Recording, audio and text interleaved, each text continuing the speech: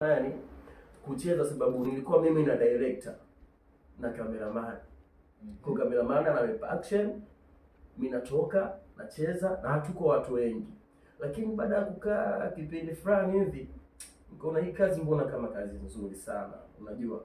Mwanzo kama ukuchukulia serious. Nilichukulia simple tu. Niliona kama simple. Kuigiza watu sio wanaigiza tu wanaacha.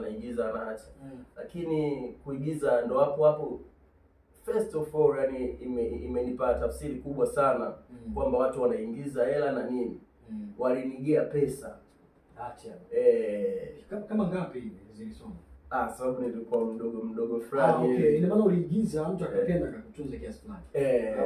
Hamna, ilikuwa kama kazi. Walinichukua nyumbani. Okay, yani baada ya ulifanya kazi. Nilifanya kazi. Walinichukua tu nyumbani. Sema ingekuwa vizuri ukifahamu kiasi gani. Jaribu kukumbuka bana kwamba dili lako la kwanza ulilipa shilingi ngapi?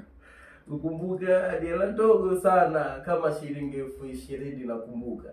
Na hapo ukiwa na age gani? Hapo